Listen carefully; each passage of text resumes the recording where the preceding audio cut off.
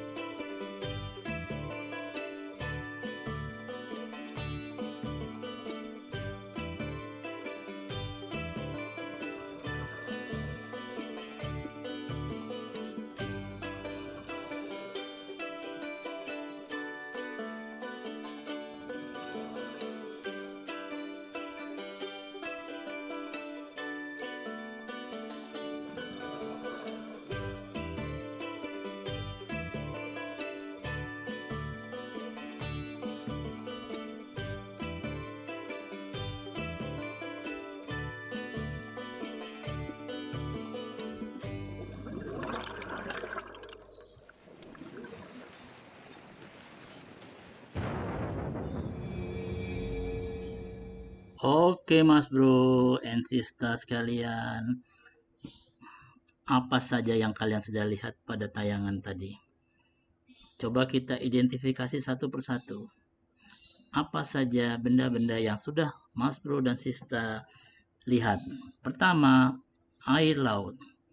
Kemudian terlihat pulau, ikan hias, pasir laut, anemon laut, ikan hiu, ikan pari, ikan ekor kuning, ikan tenggiri, siput laut, dan satu lagi batu karang. Apa yang bisa Mas Bro lakukan? Ternyata semua itu kita bisa kelompokkan menjadi dua kelompok besar. Ada yang dikatakan benda mati, ada yang disebut makhluk hidup. Benda mati terdiri dari air laut, batu karang, pasir laut, pulau. Makhluk hidup yang tampak pada tayangan tadi adalah ikan hias, ikan hiu, ikan pari, ikan ekor kuning, ikan tenggiri, siput laut, dan anemon laut. Kenapa sebagian benda tadi dikelompokkan menjadi makhluk hidup? Hal itu disebabkan karena mereka punya ciri makhluk hidup. Mau tahu apa saja yang termasuk ciri makhluk hidup? Pertama, bergerak. Kedua, makan. Ketiga, iritabilitas. Keempat, bernafas atau respirasi. Kelima, tumbuh dan berkembang. Keenam, ekskresi. Ketujuh, reproduksi. Dan yang kedelapan, adaptasi. Mari Mas Bro dan Sista sekalian, kita coba pelajari satu persatu. Bergerak. Apa itu bergerak? Bergerak tidak selalu berpindah tempat loh. Ada yang bergerak dengan aktif, berpindah dari tempat yang satu ke tempat yang lain. Ada juga yang bergerak tapi tidak berpindah tempat, disebut dengan bergerak pasif. Siapa sih yang bergerak aktif?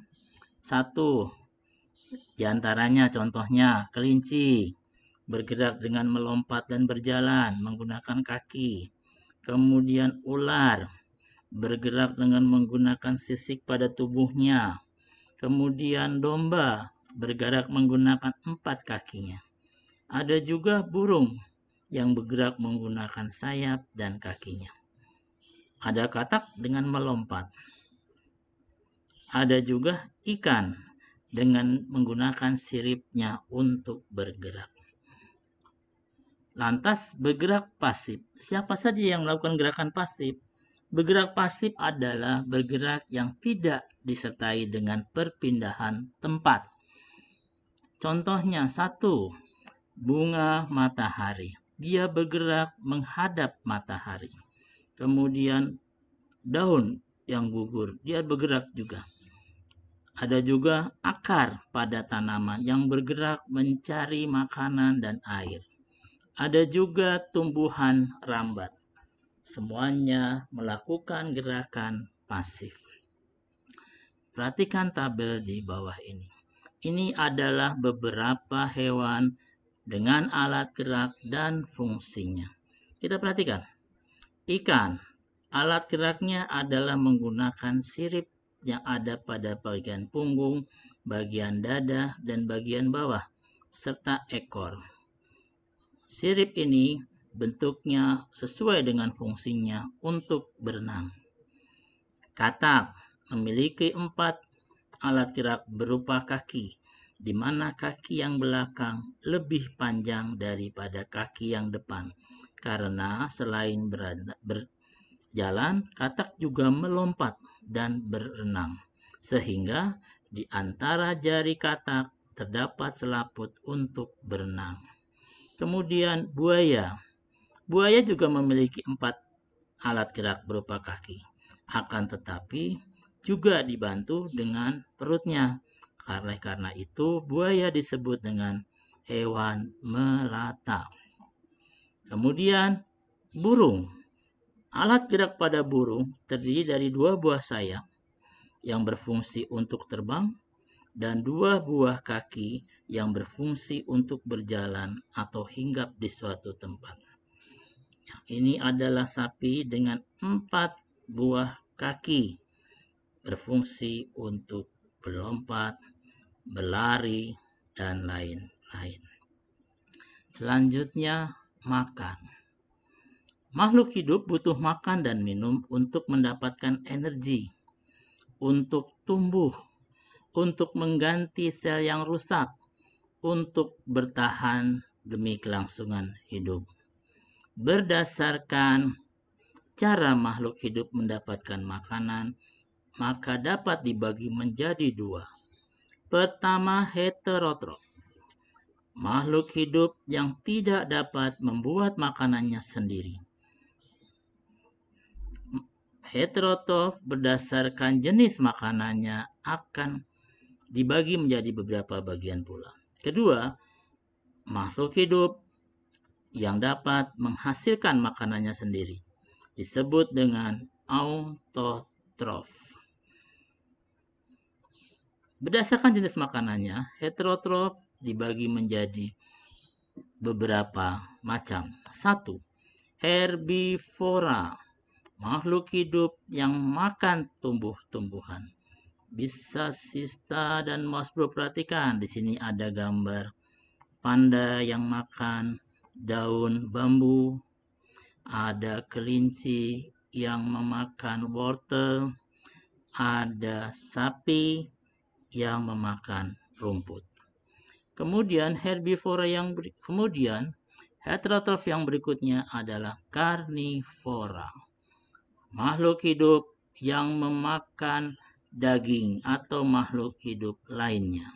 Contoh, harimau, burung elang atau raja wali. Kemudian, heterotrof yang ketiga adalah omnivora. Dia memakan segala tumbuhan dan makhluk hidup lain menjadi mangsanya. Kita lihat di sini ada tikus yang bisa memakan daging dan juga terkadang memakan biji-bijian. Kemudian orang hutan sama atau gorila juga termasuk omnivora. Kemudian ikan lele, dan beruang. Beruang itu memakan ikan, terkadang juga dia mengkonsumsi madu. Selanjutnya, yang memakan serangga, heterotroph yang memakan serangga, atau yang dikenal dengan insektivora. Ini adalah tanaman lili, kemudian ini trap, dan ini kantung semar. Ketiga tumbuhan ini memakan serangga dengan menggunakan perangkap yang ada dalam tubuhnya. Lanjut, autotrof. Autotrof adalah makhluk hidup yang sanggup membuat makanan sendiri dan tidak bergantung dari makhluk hidup yang lainnya. Contohnya tumbuhan, alga, dan bakteri. Ini adalah umbi kayu atau disebut dengan singkong, di mana makanan yang dihasilkan disimpan di dalam umbinya. Kemudian ini adalah tumbuhan yang menyimpan makanan di daunnya, termasuk kelompok daun kol. Kemudian ini makhluk hidup yang menyimpan makanan di batang tubuhnya. Contohnya adalah tebu, dan ini makhluk hidup yang menyimpan makanan yang dia buat di dalam buahnya.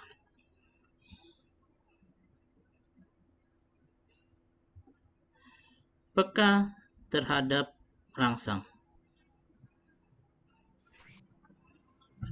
Yang itu nggak ada.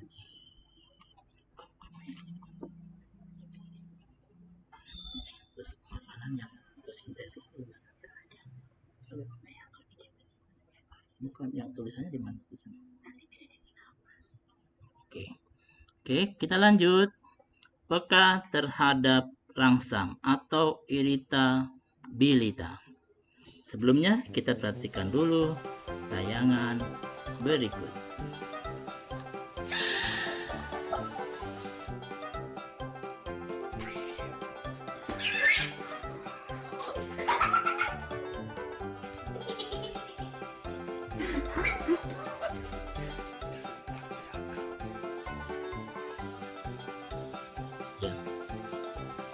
Oke, lihat bagaimana hewan tiba-tiba melakukan gerakan yang tiba-tiba, atau istilahnya disebut dengan terkejut. Ya, perhatikan kelinci yang kaget, kemudian ada seekor anjing yang juga terkejut, ada kambing yang terkejut dan berpura-pura mati.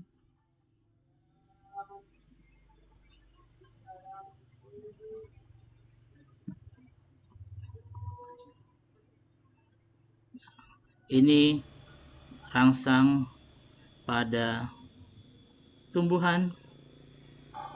Kita perhatikan bagaimana daun putri malu yang dapat menutup daunnya saat disentuh.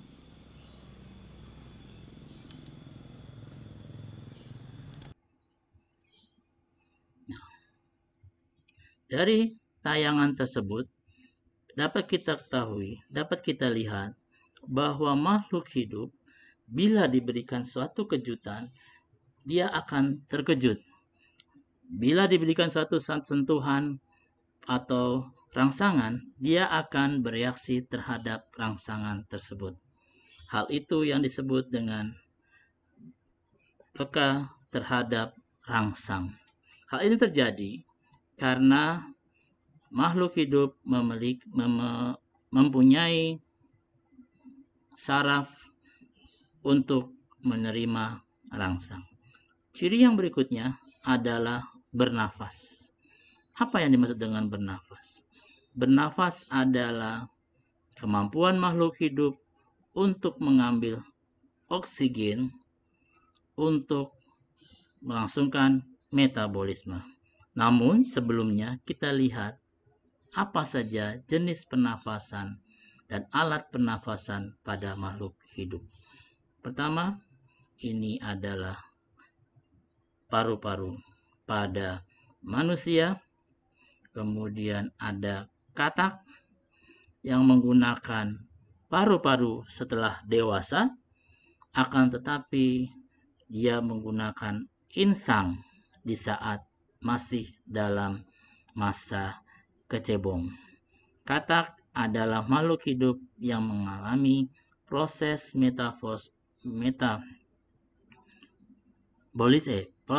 metamorfosis yang sempurna, di mana terjadi perubahan bentuk yang sangat berbeda.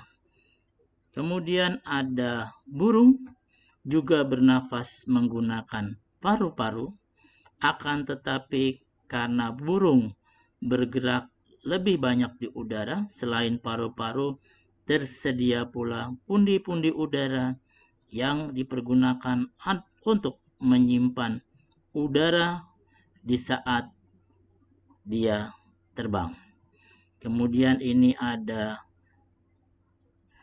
buaya yang juga bernafas menggunakan paru-paru.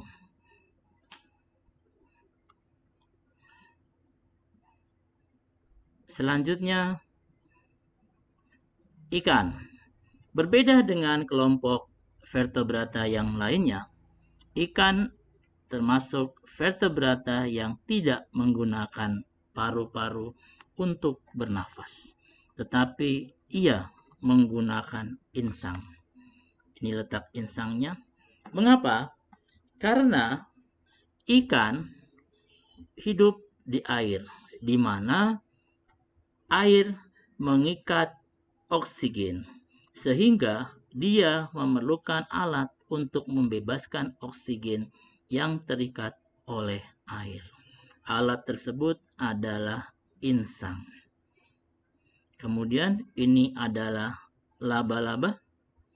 Laba-laba bernafas menggunakan alat yang berbentuk paru-paru, akan tetapi bentuknya sangat berbeda dengan paru-paru pada vertebrata, di mana bentuk paru-paru pada laba-laba menyerupai seperti lembaran buku. Oleh karenanya, terkadang paru-paru pada laba-laba disebut dengan paru-paru buku. Selanjutnya, ini adalah serangga. Serangga ini bernafas menggunakan trachea. Trachea ini adalah alat pernafasan yang berada di bagian tepi dari tubuhnya. Selanjutnya, ini insang pada ikan, kemudian trachea pada serangga, dan paru-paru buku pada laba-laba. Kemudian, apakah tumbuhan juga bernafas? Walaupun tumbuhan dapat melakukan fotosintesis menghasilkan oksigen, tumbuhan ternyata juga bernafas dan memerlukan oksigen. Jadi, tidak seperti pada hewan dan manusia yang mengkonsumsi oksigen saat bernafas, tumbuhan selain bernafas menggunakan oksigen, dia juga dapat menghasilkan oksigen saat berfotosintesis. Oke, Mas Bro dan Sista sekalian, di mana alat bernafas pada tumbuhan? Yang pertama adalah di daun. Mas Bro bisa perhatikan di sini. Ini adalah lubang yang namanya stomata yang banyak dijumpai pada bagian lapisan bawah dari daun. Itu adalah alat pernafasan tumbuhan yang kita jumpai di daun. Ini bentuk stomatanya. Kemudian ada juga tumbuhan bernafas menggunakan akar. Contohnya yang tampak di sini adalah akar nafas pada tanaman pantai yang muncul ke atas permukaan. Kemudian tumbuhan juga dapat bernafas menggunakan batang. Ini titik-titik ini yang disebut dengan lenticel, alat pernafasan pada batang. Satu lagi, ini juga alat bernafas dalam bentuk akar yang disebut dengan akar gantung, di mana akar muncul dari dahan menjulur ke bawah, banyak dijumpai pada tanaman beringin. Kenapa makhluk hidup butuh bernafas? Coba perhatikan gambar berikut ini. Ini ada dua buah reaksi yang disebut dengan reaksi fotosintesis dan reaksi yang disebut dengan reaksi respirasi. Reaksi fotosintesis itu dijumpai pada tumbuhan, di mana tumbuhan menghasilkan oksigen. Mas Bro dan Sista sekalian bisa perhatikan pada rangkaian reaksi kimia berikut, di mana CO2 adalah karbon dioksida, H2O adalah air, energi cahaya. Ini adalah 3 bahan yang dibutuhkan oleh tanaman untuk dapat berfotosintesis, di mana proses fotosintesis terjadi di daun dengan bantuan klorofil. Hasil dari proses fotosintesis bisa diperhatikan ada karbohidrat, diantaranya dengan rumus kimia C6, H12, dan O6. Dan dihasilkan pula hasil sampingan berupa oksigen. Maka tidaklah aneh bila mana kita berteduh pada siang hari di bawah pohon rindang akan terasa segar. Kenapa? Karena tumbuhan menghasilkan oksigen yang diperlukan oleh kita untuk bernafas. Jadi, Mas Bro and Sista sekalian, reaksi fotosintesis itu adalah untuk membuat karbohidrat dan oksigen. Reaksi ini hanya dapat dilakukan oleh makhluk hidup yang memiliki klorofil, yaitu tumbuhan. Oke, reaksi yang berseberangan dengan fotosintesis adalah respirasi.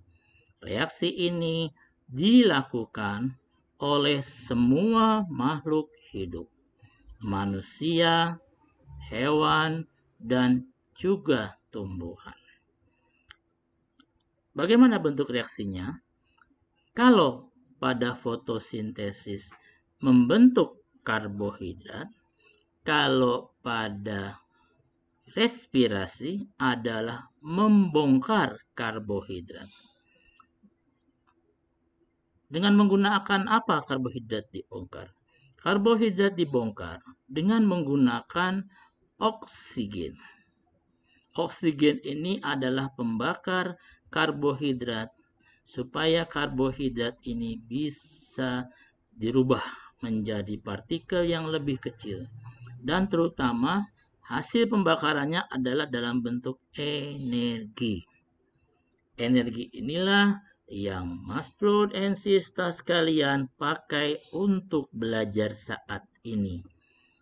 Selain itu, efek samping dari hasil respirasi selain energi adalah karbon dioksida, gas yang harus dikeluarkan sebagai sisa pernafasan. Karena sifatnya beracun, jadi tidak dapat disimpan terlalu lama. Selain gas CO2, Mas Bro dan Sista juga dapatkan H2O. Jadi tidaklah aneh kalau Mas Bro dan Sista sekalian ingin membuang air kecil. Kenapa bisa demikian? Itu adalah hasil dari proses respirasi. Karena tumbuhan juga melakukan respirasi pada malam hari, di mana dia juga mengambil oksigen dan membuang karbon dioksida, maka dianjurkan sekali untuk tidak menempatkan tumbuhan di dalam rumah pada saat malam hari. Kita lanjut, Mas Bro and Sis. Oke, tumbuh dan berkembang. Apa sih tumbuh? Tumbuh adalah bertambahan jumlah dan ukuran sel pada makhluk hidup dan tidak akan kembali seperti bentuk semula. Tidak seperti balon. Balon bisa membesar bila ditiup, tetapi akan kembali mengecil bila angin dalam balon dikeluarkan. Kalau tumbuh, setelah dia membesar, tidak lagi akan mengecil. Kemudian, apa itu berkembang? Adalah perubahan yang pasti yang tidak dapat diukur, di mana terjadi kematangan fungsi dari sel. Apa sih contohnya? Kita perhatikan. Ini, pada saat kita lahir, kemudian kita menjadi balita, kemudian jadi anak-anak, kemudian tumbuh menjadi remaja, kemudian menjadi dewasa, dan akhir kembali tua. Kita perhatikan ukuran yang dari semakin lama semakin besar, menunjukkan bahwa kita mengalami proses pertumbuhan. Kemudian, pada saat kita masih balita, kita hanya bisa bermain. Kemudian dewasa kita sudah bisa berpakaian rapi, kemudian menjadi sarjana dan bekerja, menunjukkan bahwa kita berkembang. Kemampuan otak kita untuk berpikir dan melakukan kegiatan menjadi bertambah baik. Itu adalah proses perkembangan. Selanjutnya contoh berikutnya pada tumbuhan. Kita perhatikan, mulai dari biji, kemudian tumbuh tunas, kemudian tumbuh daun, kemudian menjadi tanaman. Ini adalah contoh dari tumbuh. Kemudian tanaman akan berbunga dan bunganya akan menghasilkan alat perkembangbiakan untuk tumbuhan berikutnya, di mana fungsi dari tubuh tanaman ini sudah mulai berkembang. Itu adalah perkembangan. Perhatikan di sini metamorfosis ini juga tumbuh dan berkembang. Mulai dari bentuk telur, kemudian telur menetas, tumbuh menjadi ulat, di mana ulat hanya bisa makan tumbuh kepompong, kemudian kepompong menetas, kepompong menjadi kupu-kupu, dan menjadi kupu-kupu yang sempurna, terjadi proses perkembangan. Oke, Mas Bro and Sister sekalian, ciri yang berikutnya adalah ekskresi. Apa sih ekskresi? Ekskresi itu adalah proses untuk mengeluarkan zat sisa dalam tubuh kita. Kenapa harus dikeluarkan zat sisa? Zat sisa itu adalah hasil dari proses metabolisme dalam tubuh, proses pencernaan dalam tubuh, di mana zat-zat yang penting sudah habis dipakai untuk menghasilkan energi untuk bekerja. Tinggal ampas dan sisa yang sudah tidak terpakai. Ampas dan sisa ini tentunya akan membusuk dan tidak mungkin disimpan dalam tubuh kita terlalu lama, karena akan menjadi zat racun, sehingga harus dikeluarkan. Menggunakan apa dikeluarkannya? Pada manusia ada 4 alat ekskresi utama. Di antaranya ada paru-paru yang akan mengeluarkan karbon dioksida, ada kulit yang akan mengeluarkan keringat, ada ginjal yang mengeluarkan urin, ada hati yang mengeluarkan empedu. Tumbuhan apa? Tumbuhan ada stomata, ada lenticel. Ini Bro dan Mas Bro dan Sista sekalian perhatikan. Ini gambar ekskresi yang dikeluarkan oleh keringat oleh kulit dalam bentuk keringat. Ini adalah air seni, hasil ekskresi yang dikeluarkan oleh ginjal. Kemudian ini getah juga hasil ekskresi yang dikeluarkan oleh tumbuhan.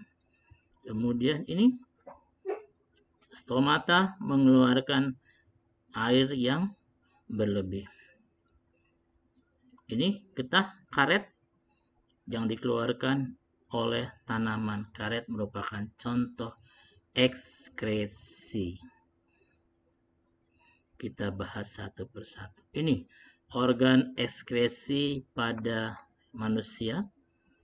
Ini adalah bagian dari kulit, di mana di sini ada kelenjar keringat. Disinilah tempat dikeluarkannya air keringat melalui pori-pori kulit. Kemudian ini adalah ginjal. Ini bentuk ginjal pada manusia. Jumlahnya 1 pasang. Ada di tulang punggung bagian pinggang di belakang, di mana ginjal berfungsi untuk menyaring darah, membuang kotoran darah-darah, dan menghasilkan air seni. Kemudian ini ada paru-paru, letaknya di dalam rongga dada, ada sepasang, di mana dia berfungsi menyaring, untuk berfungsi mengambil oksigen, kemudian berfungsi mengembalikan CO2 ke udara luar. Ini adalah hati. Hati ini berfungsi menyaring darah, menyaring racun pada darah, kemudian membuang bahan-bahan yang berbahaya dan merubahnya menjadi empedu. Kita lanjut pada tumbuhan. Ini adalah lentisel. Lentisel ini bisa kalian jumpai, Mas Bro dan Sista, jumpai pada bagian batang tanaman.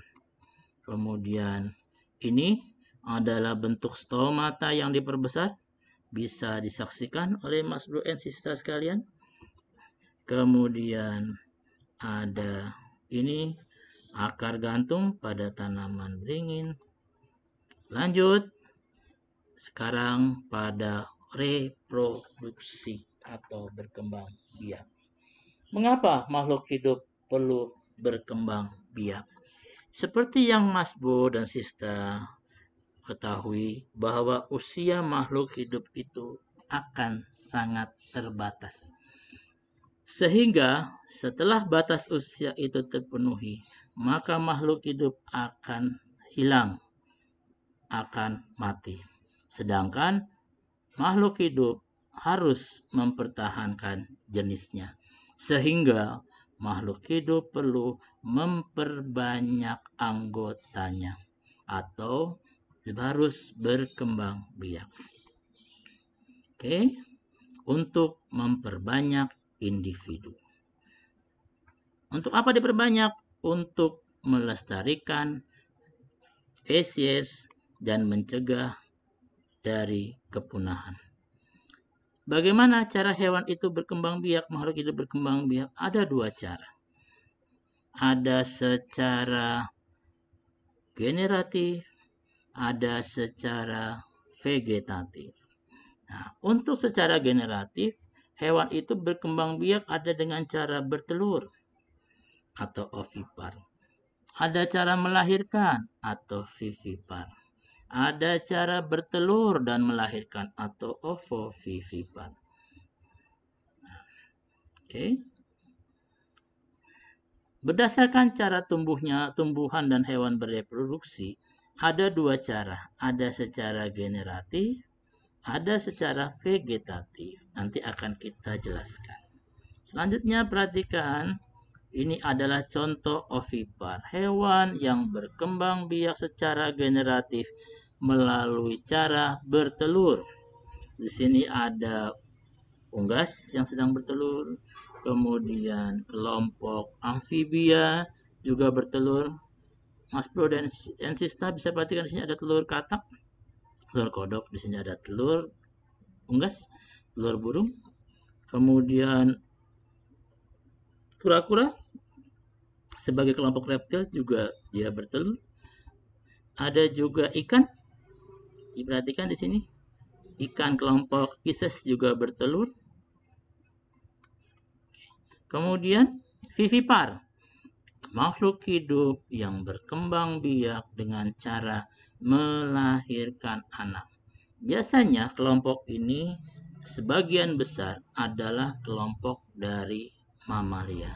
Seperti kan kucing melahirkan anaknya, kemudian ada orang hutan, mamalia juga secara vivipar, kemudian ada koala juga secara vivipar, kemudian ada mamalia laut diantaranya lumba-lumba juga secara vivipar. Namun selain ada yang bertelur ovipar, ada yang melahirkan vivipar, ada satu kelompok lagi yang bertelur dan juga sekaligus melahirkan. Mengapa demikian? Karena dia menghasilkan telur lengkap dengan cangkangnya, tetapi telur itu dia tetaskan di dalam tubuh induk. Sehingga yang dikeluarkan adalah sudah seperti melahirkan. Yang dikeluarkan adalah individu yang sudah berbentuk.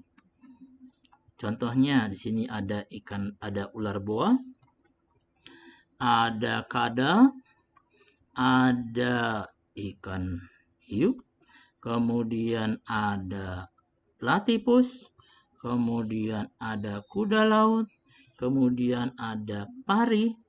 Semua makhluk hidup ini bertelur, akan tetapi telurnya ditetaskan di dalam tubuhnya, sehingga disebut dengan ovovivipar. Pertanyaan sekarang adalah generatif. Kenapa? Apa yang dimaksud dengan perkembangbiakan generatif? Ciri utama dari perkembangbiakan generatif adalah bertemunya dua sel yang berbeda, sel jantan dan sel betina. Pertemuannya bisa terjadi secara di dalam tubuh in vitro atau terjadi di luar tubuh atau ex vitro. Perhatikan baik-baik, ini adalah yang besar ini adalah sel telur yang dimiliki oleh betina. Sel telur ini dimiliki oleh makhluk organisme individu betina. Kemudian yang kecil-kecil ini adalah sel sperma yang dimiliki oleh individu jantan. Generatif harus ada pertemuan antara kedua sel ini, sel betina dan sel jantan. Demikian pula pada tumbuhan, ada dua sel yang harus bertemu sehingga terjadi perkembangbiakan secara generatif. Ini adalah alat betina yang disebut dengan putik. Kemudian ini adalah benang sari, alat reproduksi jantan, di mana benang sari ini akan menghasilkan serbuk sari sebagai sel jantan yang akan diberikan kepada putik, sehingga terjadi proses generatif, proses berkembangbiakan secara generatif atau secara kawin. Nah, kita mulai. Ini adalah macam-macam perkembangbiakan penyerbukan yang dilakukan oleh tumbuhan berdasarkan asal serbuk sarinya. Perhatikan, ada penyerbukan sendiri di mana serbuk sari dengan putik berada pada satu bunga, di mana serbuk sari pada benang sari pada bunga itu memberikan serbuk sari ke dalam putik ini, sehingga disebut dengan penyerbukan sendiri. Ada penyerbukan tetangga. Dalam satu pohon ada dua buah bunga, di mana serbuk sari pada benang sari ini masuk ke dalam putik pada bunga yang ini. Itu disebut dengan penyerbukan tetangga. ada penyerbukan silang pada tanaman yang sama, sejenis tetapi berbeda individu, di mana salah satu benang sarinya memberikan serbuk sarinya kepada putik pada tanaman lain tetapi masih satu jenis, maka disebut dengan penyerbukan silang. Ada lagi yang namanya bastar, di mana benang sari itu berasal dari bunga yang berbeda jenis dengan bunga daripada putik. Bisa Mas Bro dan Sista perhatikan, ini ada dua bunga dengan jenis yang berbeda. Serbuk sari berasal dari sini, putiknya ada di sini. Maka penyerbukannya disebut dengan bastar. Lanjut, ada lagi macam-macam penyerbukan berdasarkan perantara. Ini seperti rumput ilalang ini, penyerbukannya dengan bantuan angin. Kemudian ini penyerbukan dari bunga matahari dibantu oleh serangga kupu-kupu. Ada pula dibantu oleh air pada tanaman air seperti tanaman ini, teratai ini. Kemudian juga ada yang dibantu oleh manusia seperti tanaman vanili ini. Ini adalah macam penyerbukan dengan menggunakan bantuan perantara. Oke, kita lanjut. Bagaimana dengan perkembangbiakan yang tidak mengalami proses pertemuan antara jantan dengan betina atau disebut dengan vegetatif? Kita perhatikan. Ini ada 3 macam vegetatif pada hewan. Ini adalah hidra. Dia berkembang biak dengan menggunakan tunas. Diperhatikan di sini bagaimana induk hidra itu menghasilkan tunas. Setelah tunas itu sempurna seperti ini, lama-lama tunas itu akan lepas dan tumbuh menjadi individu sendiri. Kemudian planaria, ini yang disebut dengan memotong tubuhnya. Perhatikan pada saat kita potong tubuhnya, maka apakah menjadi 3 bagian? Yang kepala akan menghasilkan ekor, tumbuh menjadi satu individu planaria, yang ekor akan menghasilkan kepala. Ini yang namanya dengan memutuskan tubuh. Ada lagi dengan cara membelah diri, seperti ini amuba. Satu amuba akan menduplikasi tubuhnya, bagian-bagian tubuhnya. Setelah duplikasi sempurna, dia akan membelah menjadi 2 individu yang sama. Ini adalah contoh vegetatif pada hewan. Hidra dengan bertunas, planaria dengan memutuskan dirinya atau fragmentasi, amuba dengan membelah diri atau duplikasi. Selanjutnya, bagaimana dengan tumbuhan? Tumbuhan juga ada vegetatif, ada yang secara alamiah, di mana dia tumbuh dengan sendirinya. Walaupun tidak ada pertemuan, ia akan berkembang biak. Yang disebut dengan vegetatif alami.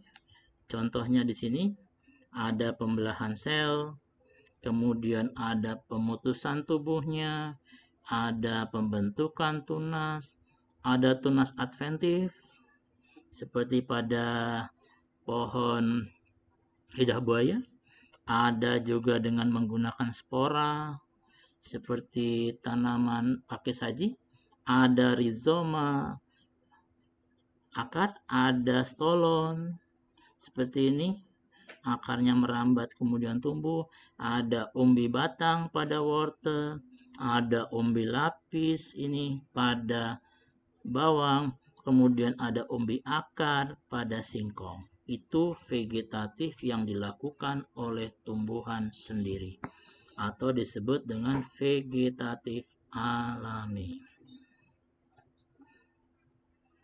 Sekarang, bagaimana vegetatif buatan? Kita bisa perhatikan ada bermacam-macam vegetatif buatan. Pertama, mencangkok dengan menguliti lapisan luar kulit tumbuhan, kemudian memberikan tanah. Setelah tumbuh akar, dia akan kita pindahkan. Ada dengan okulasi atau menempel, yaitu menempelkan mata tunas tumbuhan lain pada tumbuhan yang berbeda. Seperti ini. Ini mata tunas tumbuhan lain, ditempelkan pada tumbuhan yang lain, kemudian diikat, dia akan tumbuh. Itu yang disebut dengan okulasi.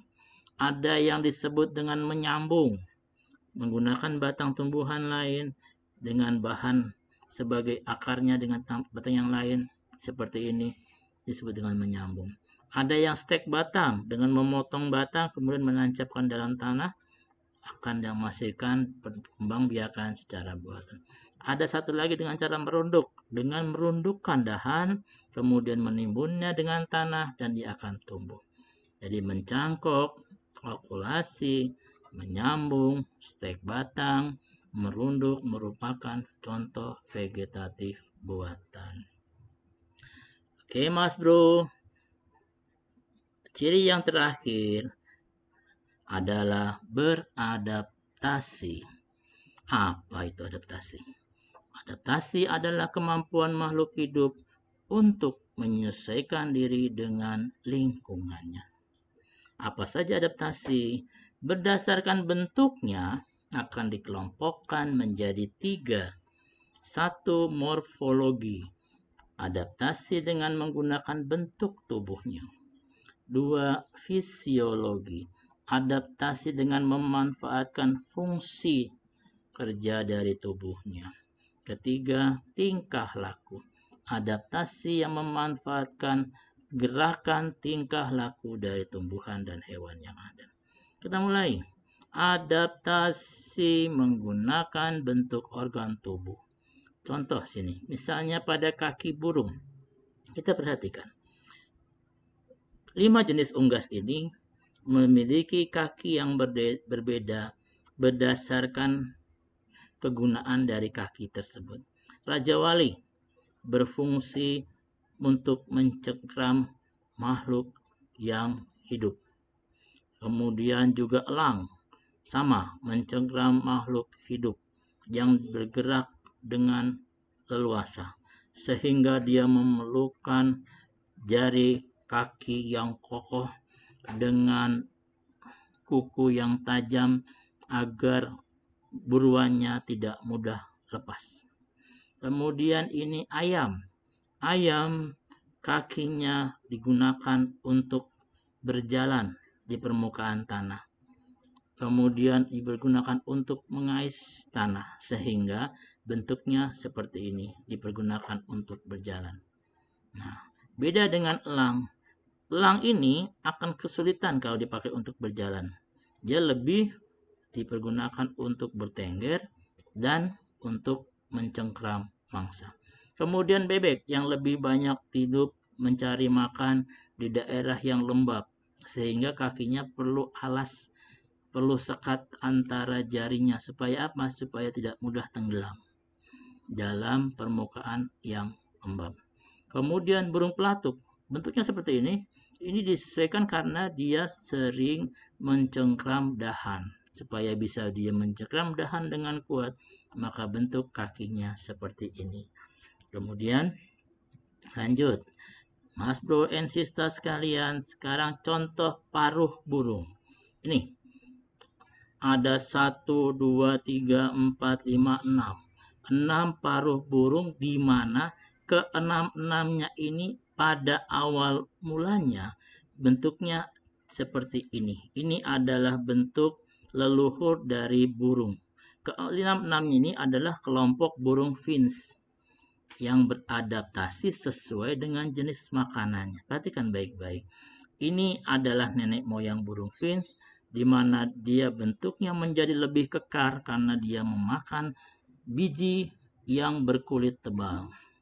Kemudian ada yang lebih lancip, lebih halus. Ini karena dia memakan biji-bijian dari tanaman yang lebih kecil. Sehingga di mana dia harus memasukkan paruhnya ke dalam bunga ini. Ada lagi yang lebih lancip lagi, lebih langsing. Ini berfungsi untuk menangkap serangga. Ada juga serangga yang besar, berbeda lagi paruhnya. Ini juga untuk memakan biji-bijian tapi yang lebih kecil. Dan ini untuk memakan ulat. Jadi evolusi, perubahan bentuk daripada paruh ini beradaptasi disesuaikan dengan makanannya. Kemudian Mas Bro and Sista sekalian, serangga. Keempat makhluk ini adalah kelompok serangga.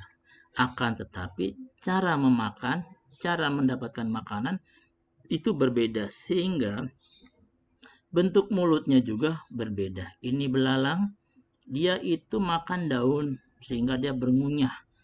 Bentuk mulutnya adalah mulut pengunyah seperti ini, ada capit. Kemudian ini kupu. Kupu itu makanannya berupa nektar atau madu yang terdapat di bawah dari putik, sehingga dia perlu mulut yang berbentuk seperti belalai, seperti pipa untuk menghisap. Kemudian ini adalah jenis lalat. Lalat ini menjilat makannya, sehingga mulutnya itu ada pipih lebar seperti lidah untuk menjilat. Dan ini adalah serangga nyamuk, di mana dia makanannya adalah berupa darah. Untuk mendapatkan darah dia harus memasukkan mulutnya ke dalam kulit sehingga ada alat buat menusuk. Selain itu dia menghisap darah sehingga ada alat untuk semacam pipa untuk menghisap. Bila diperhatikan bentuk dari masing-masing serangga ini akan berbeda. Itulah yang disebut dengan adaptasi menggunakan bentuk tubuh atau morfologi. Selanjutnya Mas Bro and Sista sekalian, ini adalah bentuk adaptasi morfologi pada tumbuhan. Diperhatikan, hidrofit. Hidrofit itu adalah tumbuhan yang hidup di air, di permukaan air. Akibatnya apa? Akibatnya dia beradaptasi dengan cara daunnya itu tipis dan lebar. Tipis dan lebar. Supaya apa? Supaya dia sebanyak melakukan penguapan sehingga daunnya tidak terlalu banyak menyimpan air agar tidak busuk. Kemudian batang daunnya, perhatikan. Batang daunnya atau bahkan tubuhnya itu berbentuk seperti tabung yang akan menyimpan udara supaya tubuhnya bisa mengambang dalam permukaan air. Kemudian ini adalah tumbuhan xerofit, tumbuhan di daerah yang sangat minim air. Tumbuhan ini disebut dengan kaktus, di mana ini adalah batang tubuh. Batang tubuhnya. Batang yang duri ini sebenarnya adalah daun yang beradaptasi supaya tidak terlalu banyak melakukan penguapan sehingga bentuknya menjadi duri, padahal ini adalah daun. Sedangkan batangnya yang besar ini berperan untuk menyimpan makanan. Ini adalah adaptasi tumbuhan di daerah yang kurang air atau kering. Higrofit, tumbuhan di daerah lembab. Cirinya adalah daunnya tipis dan banyak. Banyak sekali stomata. Lanjut Mas Bro and Sis. Kita lanjut pada adaptasi fisiologi. Kita lihat. Contohnya ikan. Ini ikan air tawar dan ini ikan air laut, air asin. Apa bedanya? Kalau ikan air tawar itu akan mengambil air, makanan, dan ion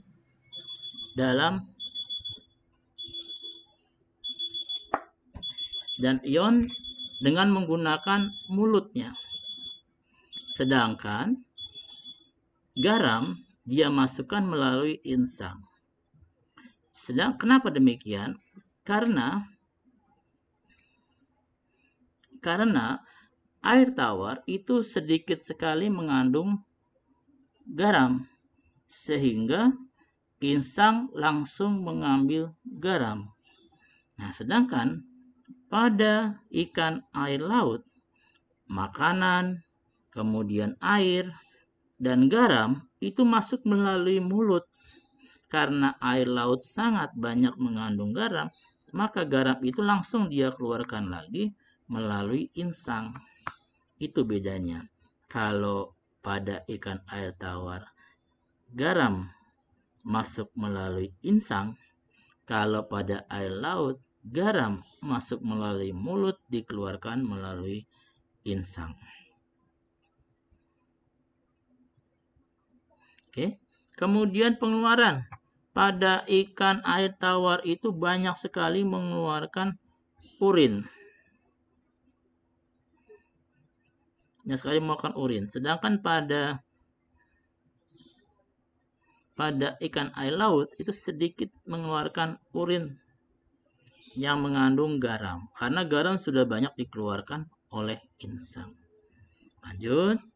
Kemudian ini pada hewan darat. Kita perhatikan bagaimana seekor unta beradaptasi fisiologis menggunakan seluruh bagian tubuhnya supaya bisa hidup bertahan di daerah yang sangat panas dengan sedikit air. Kita perhatikan mulut unta. Mulut unta ini memiliki gigi yang besar, geraham yang kuat. Kenapa?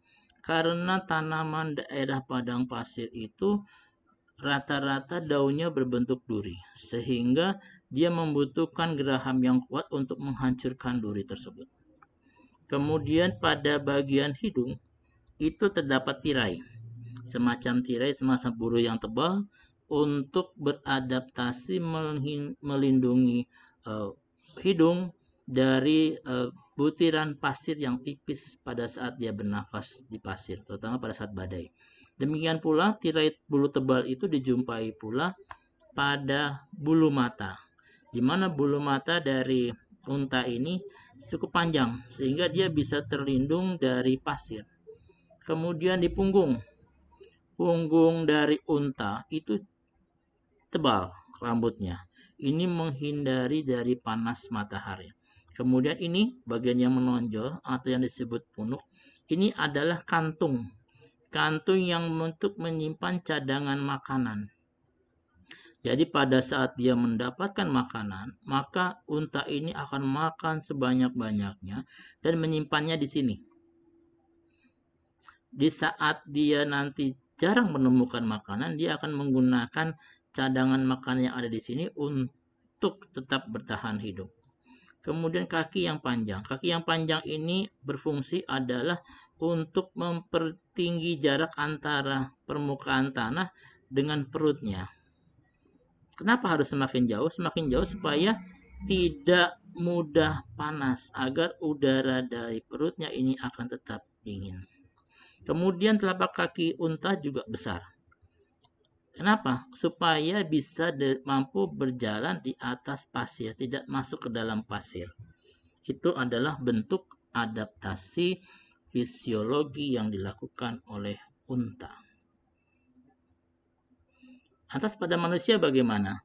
Pada manusia itu fisiologinya terlihat dari jumlah sel darah merah. Contohnya orang yang tinggal di pegunungan itu lebih banyak sel darah merah dibandingkan orang yang tinggal di dataran rendah atau pantai. Hal ini terjadi karena semakin tinggi permukaan air laut, semakin tinggi daratan, itu semakin menipis oksigen.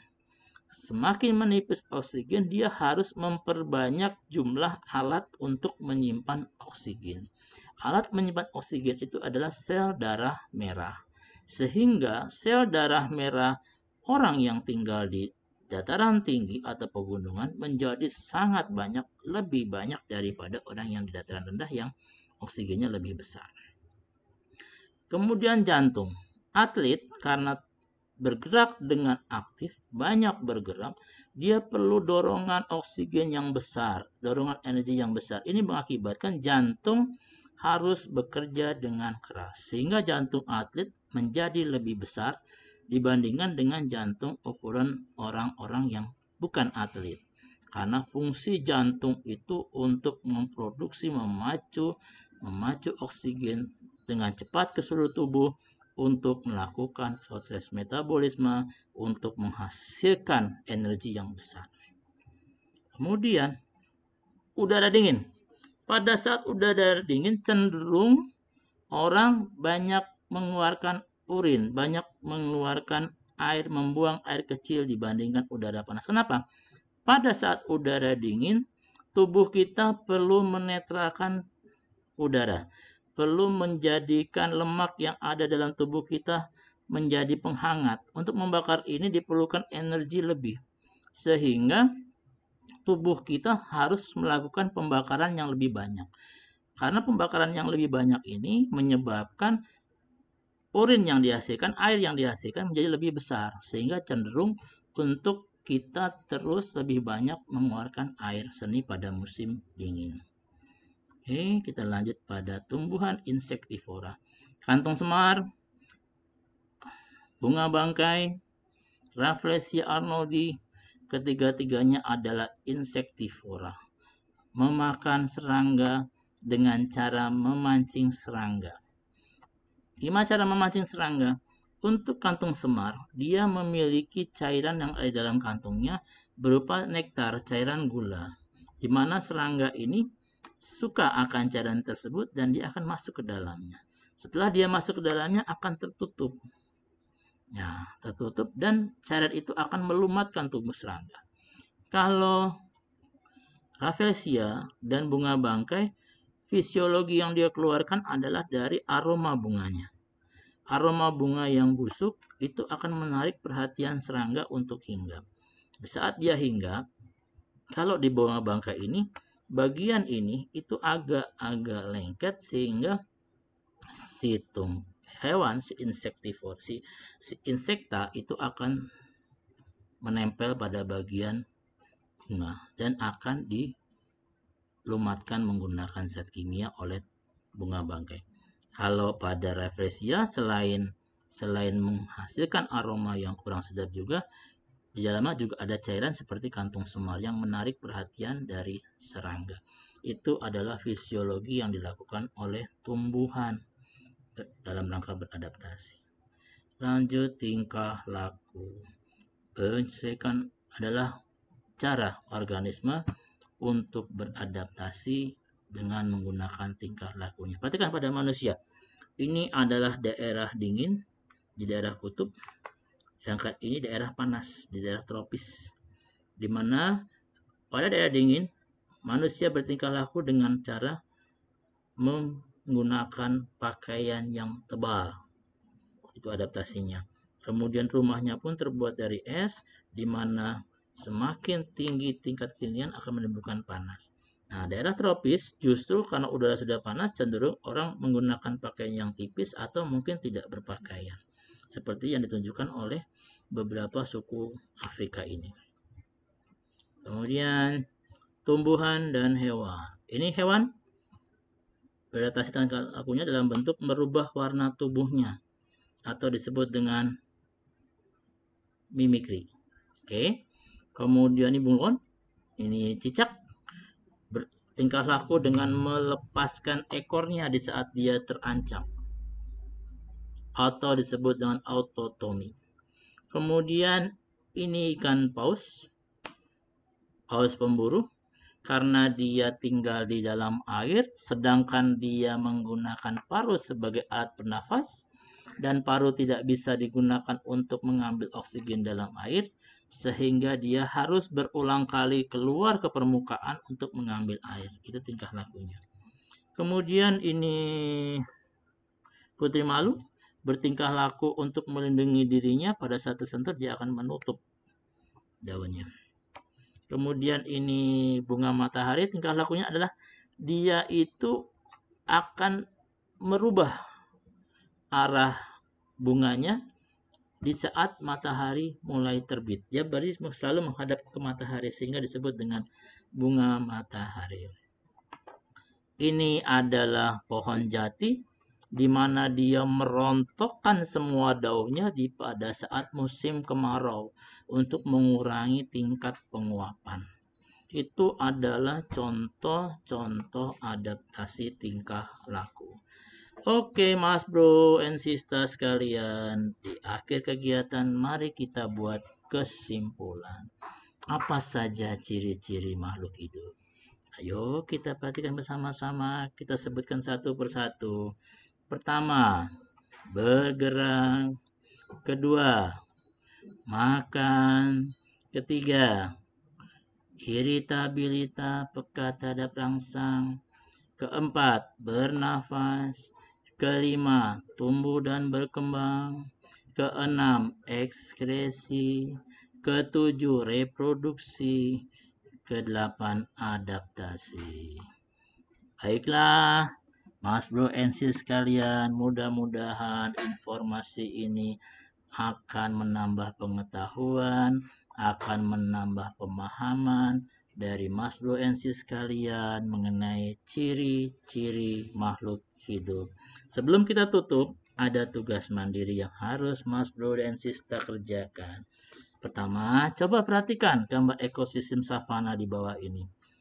Coba ditulis, tolong tuliskan benda apa saja yang kamu lihat, kamu jumpai pada gambar tersebut. Kemudian kamu kelompokkan mana yang masuk benda mati, mana yang masuk makhluk hidup.